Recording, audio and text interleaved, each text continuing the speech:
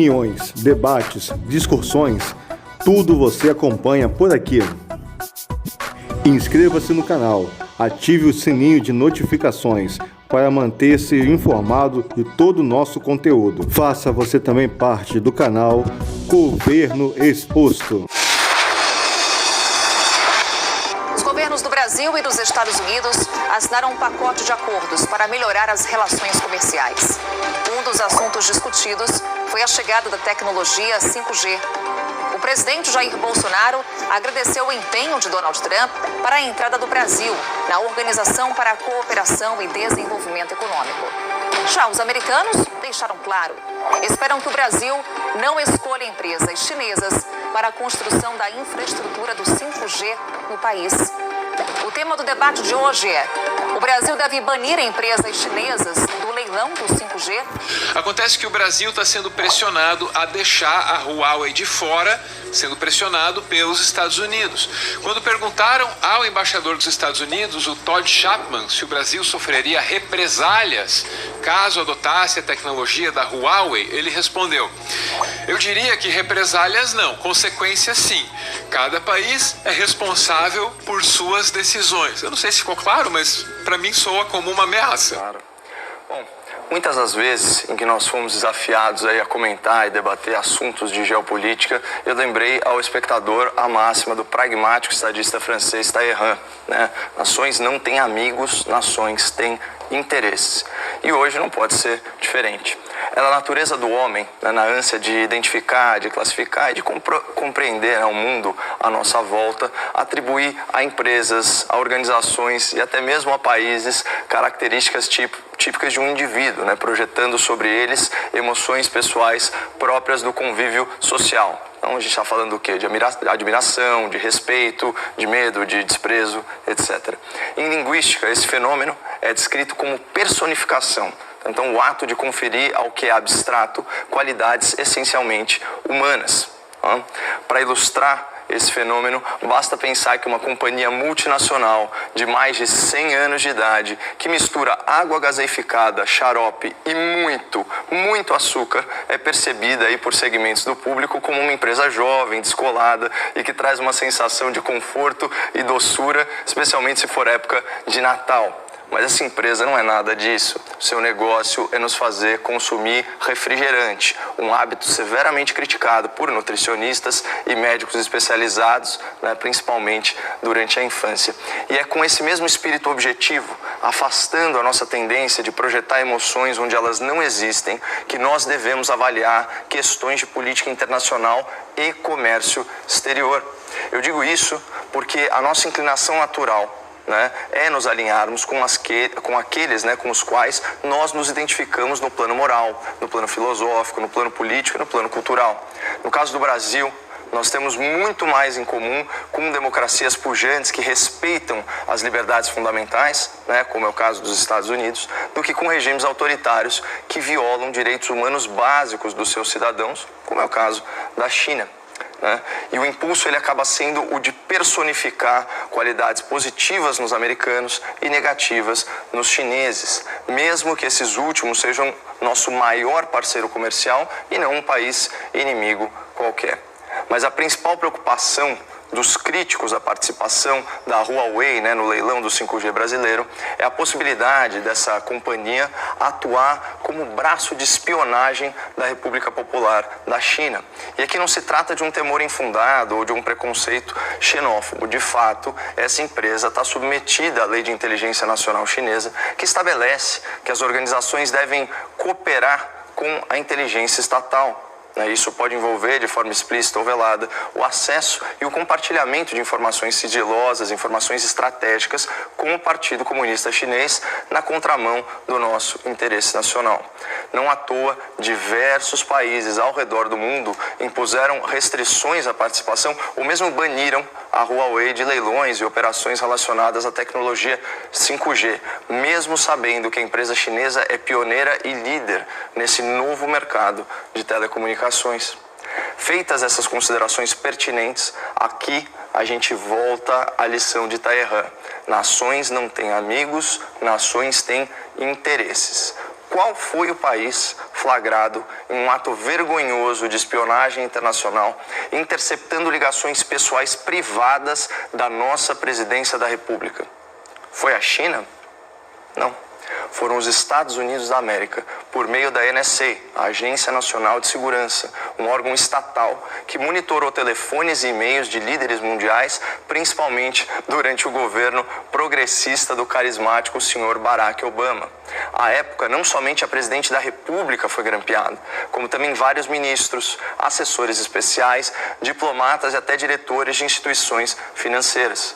Há também fundadas suspeitas de espionagem na Petrobras, que é uma das maiores petroleiras do mundo e uma companhia estratégica para a área de energia no Brasil. Esse é o país, os Estados Unidos da América, que reputam a Huawei como, aspas, fornecedores não confiáveis. E talvez com razão, mas a história recente nos mostra que em matéria de espionagem parece que esse é o caso clássico do sujo falando do mal lavado. Portanto, ainda que os receios relacionados à segurança da informação fossem um motivo razoável para impedir a participação chinesa no leilão do 5G, quem garante que outras empresas e que outras nações não se aproveitarão de forma ilícita da exploração dessa mesma tecnologia? E é importante pontuar que no outro lado da contenda, entre aqueles que defendem que a Huawei participe do processo de concessão, há duas preocupações muito legítimas sobre as consequências que podem advir da exclusão da companhia chinesa do leilão. Então, primeira, ferir o livre mercado, reduzindo uma competição que pela sua magnitude já é muito restrita, o que tende a impactar negativamente as condições da concessão em termos do preço ofertado e da qualidade do serviço prestado ao consumidor final. E a segunda preocupação, que é bem óbvia, é deixar o comércio exterior brasileiro vulnerável à retaliação pelo seu maior parceiro comercial, especialmente agora, no contexto da pandemia, em que o agronegócio e as exportações de commodities são fundamentais para a saúde econômica do nosso país. Portanto, essa é daquelas situações complexas em que é desaconselhável agir por impulso, por emoção ou acreditando que nações têm amigos. Não, elas têm interesses, inclusive a nação brasileira. O primeiro órgão governamental que ele citou foi justamente o Ministério das Comunicações, o recém-fundado Ministério das Comunicações, que tem se esquivado um pouco da questão, soltando notas desse tipo, para mostrar como a questão é delicada mesmo, aspas. A eventual imposição de limitações a um fornecedor de equipamentos de telecomunicações perpassa diversos órgãos de governo, para além do Ministério das Comunicações, como o Gabinete de Segurança Institucional, também citado, o Ministério da Economia e o Ministério das Relações Exteriores, cabendo decisão final ao presidente da República, naturalmente. Aqui só resta apontar uma omissão, que é justamente o Ministério da Agricultura, Vamos lembrar que, inclusive, é uma bancada parlamentar poderosíssima e com razão, afinal de contas, o agronegócio foi o único setor num determinado trimestre aí do auge da pandemia que cresceu no Brasil. A gente já sabe qual é a posição do ministro das Relações Exteriores, Ele geralmente é associado ao que se chama de ala ideológica. Ele é sim muito favorável ao alinhamento com os Estados Unidos, O presidente Hamilton Mourão, quando em viagem à China, teve a oportunidade de se reunir com a diretoria, se não me engano, até com a vice-presidência da Huawei, e declarou o seguinte: há um clima de confiança com a China, certo? E a ministra da Agricultura, obviamente, é quem está mais apreensiva com a eventual retaliação, sobre a qual nós já tratamos, e o ministro Paulo Guedes, com a sua inclinação liberal, ele quer realmente uma concessão leilão, propriamente dito, com as três principais fornecedoras. Então você tem a chinesa, que é a Huawei, só que você tem a sueca, que é a Nokia ou Nokia, e a finlandesa Ericsson. E aí, obviamente, no espírito de competição para oferecer o melhor serviço ao país. E só para fechar, Carol, é irônico esse pleito dos Estados Unidos, que realmente é um pleito contra a China, até porque os Estados Unidos não têm uma empresa, não tem um player significativo nesse mercado pioneiro da tecnologia 5G, e isso vem corroborar o que disse anteriormente o professor Roberto. Como você viu aqui no Expresso, o presidente Jair Bolsonaro deu declarações fortes sobre a vacina Coronavac, produzida pelo Instituto Butantan, controlado pelo governo de São Paulo, em parceria com o laboratório chinês Sinovac. Primeiro, Primeiro, o presidente disse que não iria comprar a vacina. Depois, amenizou o tom e afirmou que não iria adquirir nenhuma vacina que não tivesse comprovação científica. O tema do debate de hoje é: o presidente e o governador de São Paulo estão politizando a produção e a distribuição das vacinas? Realizou. Diante do exposto, minha decisão é de não adquirir a referida vacina. Uma pessoa tentou tirar um proveito político em cima disso. Ele tinha uma audiência marcada para hoje com o ministro Pazuello e depois o Pazuello fez uma videoconferência com o governador, onde o Dória entrou no circuito. E Dória, acabando a videoconferência, correu para a imprensa falar que ele havia assinado um protocolo para aquisição de vacina chinesa. Essas são as palavras dele. Inclusive tem um vídeo do senhor João Dória, de poucos dias, onde ele diz claramente que obrigaria os aproximadamente 40 milhões de habitantes de São Paulo a se vacinar. Isso é uma atitude autoritária que dispensa comentários, né? Nada será despendido agora para comprarmos uma vacina chinesa que eu desconheço, mas parece que nenhum país do mundo está interessado nela. Pode ser que tenha algum país aí. Agora, as vacinas têm que ter uma comprovação científica diferente da hidroxicloroquina. Diferente, posso falar sobre isso aí. Tem que ter a sua eficácia. Ela não pode ir algo numa pessoa, né? E o malefício é maior do que um possível benefício. Apenas isso. Estamos perfeitamente afinados com o Ministério da Saúde, trabalhando na busca de uma vacina confiável. Nada mais além disso. Fora disso, é tudo especulação, é um jogo político, que lamentavelmente esse governador parece só sabe fazer isso. Parece que a última cartada dele, né, na busca de popularidade ou resgatar tudo aquilo que perdeu durante a pandemia. E grande parte das decisões tomadas por senhor João Dória não batiam com aquela que eu gostaria de tomar caso não fosse tolhido pela justiça. A vacina chinesa está descartada, pelo menos por enquanto, por senhor. Toda e qualquer vacina está descartada. Toda e qualquer.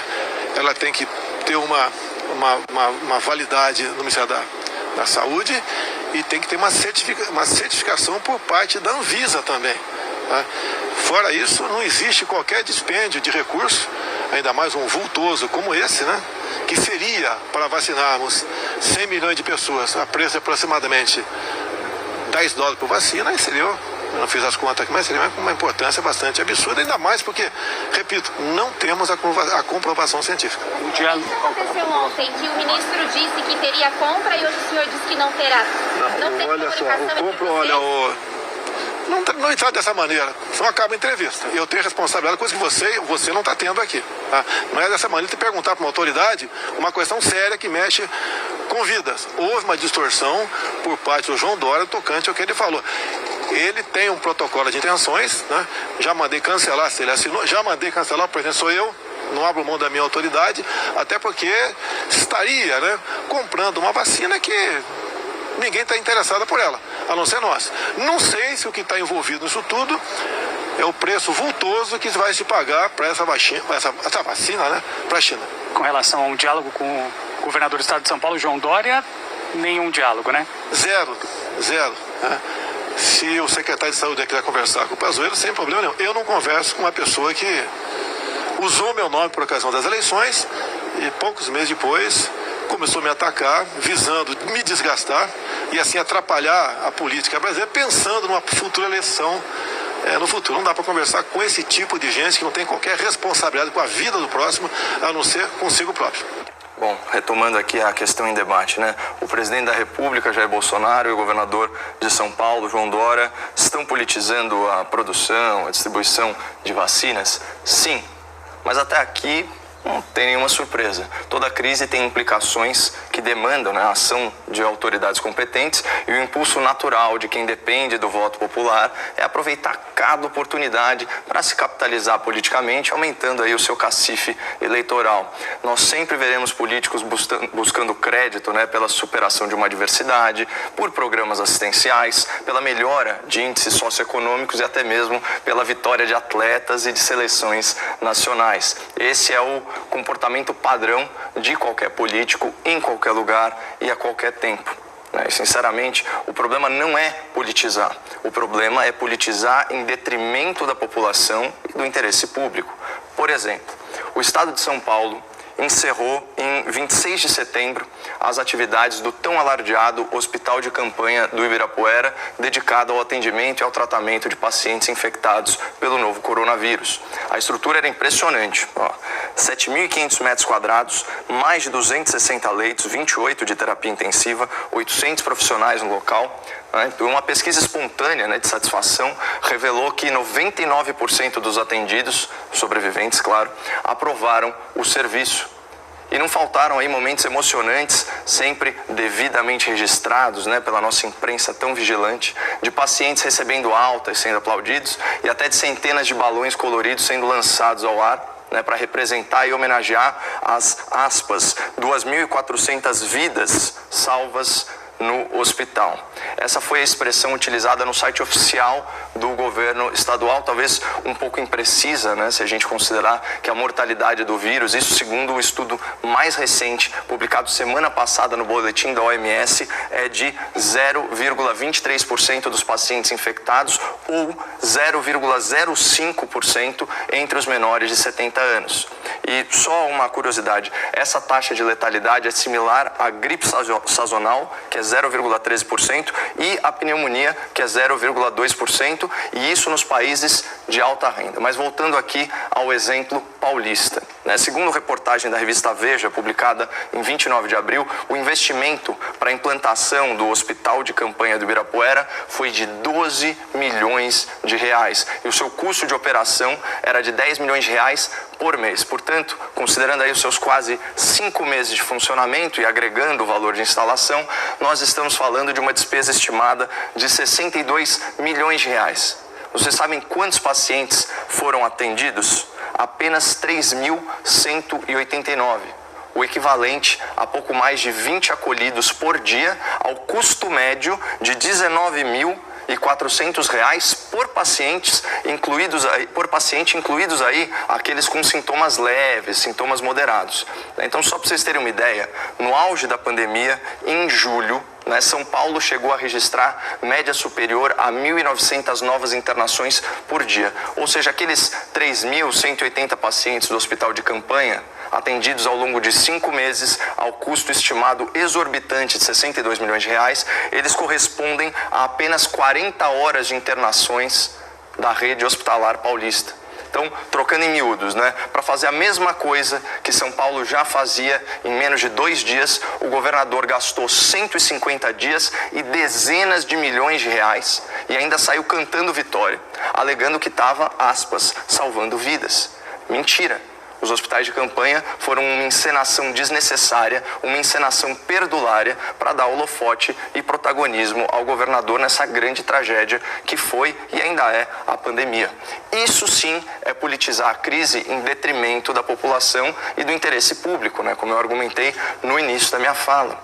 Então não há problema nenhum em alardear por aí que você está salvando vidas se você estiver efetivamente salvando vidas. Aí você pode politizar à vontade. Mas não me venha dizer que você está salvando vidas, multando e prendendo trabalhadores na rua, montando hospital de fachada e lacrando o fique em casa. E está aí o resultado, De um lado, a queda consistente no número de casos e de óbitos, conforme a quarentena se flexibiliza, provando o fracasso do isolamento social horizontal como política pública. E de outro lado, uma população desempregada e empobrecida pela paralisação econômica, dependente de um Estado cada vez mais deficitário. Aliás, conectando a linha de raciocínio com a pauta do enunciado.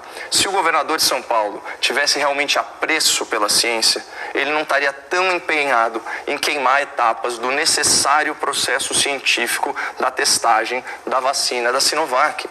Esses testes que já estão sendo feitos em velocidade recorde, fora dos padrões regulares, eles são fundamentais para determinar se a imunização será eficaz e segura, como bem colocou o Dr. Bruno. Mas a sensação que nós temos, ouvindo as declarações do governador paulista, é de completo descaso com esses procedimentos, a ponto dele vir a público e divulgar uma data específica para o começo da aplicação de uma vacina cujos testes sequer foram concluídos. E mais, no processo de conquistar uma bem-vinda cooperação financeira junto ao Ministério da Saúde, que firmou um protocolo de intenções não vinculante com o Instituto Butantan, o governador acelerou e já correu para as redes sociais anunciando como certa uma medida que dependia de uma série de fatores e de externalidades, inclusive a sanção presidencial. Ou seja, faltou ao governador tato político ao politizar essa situação.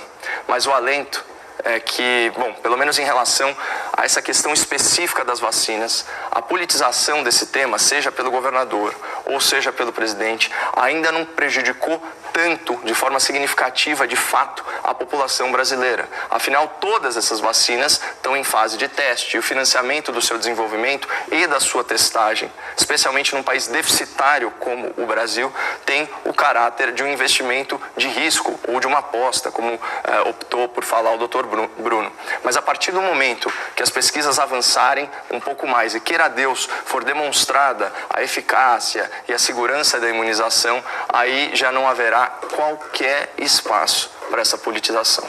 Bom, eu só tenho a reiterar os argumentos do Dr. Bruno. Eu também sou contra a vacinação obrigatória, especialmente considerando, né, esse processo em tempo recorde, que sim cria aí certas ressalvas, né, justificadas ressalvas e receios, né, pelo eventual atropelo do processo científico. Como ele bem colocou, existem mentes brilhantes, né, trabalhando no mundo todo para minimizar os riscos de segurança, mas mesmo essa vacina, a Sinovac, ela tem alguns efeitos adversos aí na ordem de 5,5%, a maioria deles são efeitos moderados, mas enfim, isso deve ser levado em conta, mas principalmente a questão da eficácia, né? Seria um absurdo, né, impor a vacinação obrigatória caso não haja uma resposta imunológica 100% eficiente em todos os casos, e como o Dr. Bruno bem colocou, né, uma questão de liberdade individual, a pessoa ela responde pelos seus atos e pelos riscos de não se imunizar e de não seguir protocolos que eventualmente internacionalmente são recomendados, e aí ela perde aí essa questão da mobilidade internacional. Eu queria só dar um destaque, né? O Dr. Bruno colocou bem que o Bolsonaro voltou atrás em umas declarações. Isso está associado a uma publicação que ele fez, se não me engano, né? Eu imagino que seja isso, nas redes sociais hoje mais cedo, e alguns trechos me chamaram a atenção. O título dessa publicação é A Vacina Chinesa de João Dória, né? Eu acho um jogo político, agora falando até do ponto de vista de marketing político, já a gente falou de politização, de cacife eleitoral, esse tipo de coisa, é um jogo político perigoso associar o governador de São Paulo, né, à Coronavac da Sinovac. Por quê? Porque ela pode, claro, né, aqui a gente falando exclusivamente, excluindo a parte humanitária, falando só da parte política, ela pode dar certo, né? Então você não ouve o governador chamar a vacina da AstraZeneca, né, produzida em parceria com a Universidade de Oxford, da vacina inglesa do Bolsonaro. Na verdade, o presidente ele prestou um grande serviço ao governador ao fazer isso, porque, como disse o Dr. Bruno, isso é uma aposta ou um investimento de risco. Então, se calhar dessa vacina ser a mais segura, ser a mais eficaz, ele já prestou aí um serviço político ao governador, associando ele a essa imunização. Caio, a palavra continua com você. Argumentos finais agora, 1 minuto e meio. Bom, vou continuar também comentando a postagem nas redes sociais, porque, de fato, o presidente acertadamente fala que as vacinas têm que ser comprovadas cientificamente, elas têm que ser aprovadas pela Anvisa, pelo Ministério da Saúde. Aí tem uma frase importante, que o povo brasileiro não será cobaia, então imagino que ele quis dizer que, em hipótese alguma, vai haver uma aprovação assodada, né, uma aplicação assodada disso em larga escala, só que, num determinado momento, ele diz o seguinte: não se justifica um bilionário aporte financeiro num medicamento que sequer ultrapassou sua fase de testagem. E isso é uma linha de argumentação válida, ainda mais num país deficitário como o Brasil, só que demonstra um duplo padrão, né? E aí eu acho que é por isso que ele voltou atrás, porque se você pegar, eu peguei aqui uma manchete, né, no site oficial do governo, que diz o seguinte: governo abre crédito de 1,9 bilhão de reais para produção e aquisição de vacina contra o coronavírus. Medida provisória foi assinada pelo presidente Jair Bolsonaro para viabilizar 100 milhões de doses da vacina de Oxford. Esse é o problema da politização, né? Porque tem que ter um mínimo de coerência. Se você quer pegar um fato e, enfim, dar uma carga política a ele, colocar como uma diretriz, tudo bem, mas você tem que manter a coerência. Não adianta falar que você não investe em medicação que está em fase de testagem, sendo que você liberou quase 2 bilhões de reais por medida provisória assinada de próprio punho em sentido oposto. Então, se a decisão agora, né, amadurecida, de não participar desse investimento de risco, tudo bem, isso é válido. Agora, o que não dá é para ser incoerente numa postagem oficial em rede social. Se inscreva no canal Governo Exposto, ative o seu sininho, deixe seu like e comente para que nosso vídeo ganhe relevância. Até a próxima!